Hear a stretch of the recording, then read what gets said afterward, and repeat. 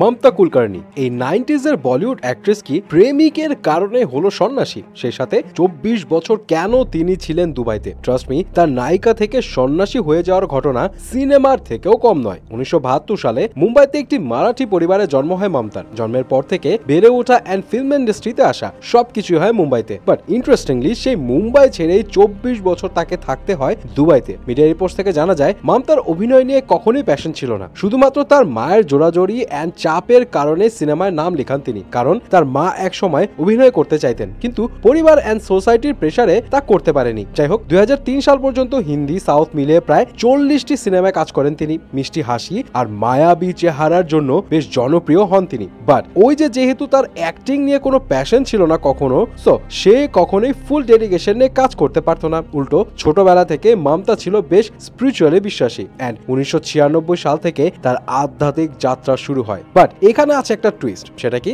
Media reports থেকে জানা যায় 1996 সালে নিষিদ্ধ দ্রব্য কারবারির কারণে মুম্বাই পুলিশ প্রায় 2000 কোটি রুপির মামলা করে মমতা অ্যান্ড তার ফেমাস বয়ফ্রেন্ড ভিকির উপরে। সেই সাথে তাদের ব্যাংক অ্যাকাউন্টও ফ্রিজ করে দেওয়া হয় সেই সময়। বাট প্রভাবশালী ব্যক্তিদের কাজে লাগিয়ে পার পেয়ে যান তিনি, এমনটাই বলছে কিন্তু মিডিয়া রিপোর্টস। এখন প্রশ্ন আসতেই পারে, তবে কি এই কারণে সে ইন্ডিয়া ছেড়ে চলে যায় দুবাইতে? ওয়েল, মিডিয়া রিপোর্টস থেকে যতটুকু জানা যায় তাতে ঘটনা কিছুটা সত্যি। কারণ 90 এর শেষের দিকে মমতা তেমন কোনো কাজ পেত না, কারণ তার চায়না গেট এই মুভির সময় পরিচালকের সাথে তার বেশ ঝামেলা হয় অ্যান্ড এই ঝামেলার পর বাকি পরিচালকদের থেকেও তেমন কোনো অফার পেত না সে। যাই হোক, সেই সময় বলিউডের নায়িকাদের বিভিন্ন স্টেজ পারফরমেন্সের জন্য দুবাই থেকে ডাকা আসতো। সো মমতাও তখন নিয়মিত দুবাইতে পারফরমেন্স করতো অ্যান্ড সেখানেই তার পরিচয় হয় এই ভিকি গোস্বামীর সাথে। আর এই ভিকি ছিল একজন আন্ডারওয়ার্ল্ড গ্যাং এর সদস্য, যার সাথে আস্তে আস্তে নিষিদ্ধ দ্রব্যের ব্যবসা ও প্রেমে জড়িয়ে পড়ে মমতা। এই ভিকির সাথে থাকার জন্যই বলিউড ছেড়ে 2000 সালে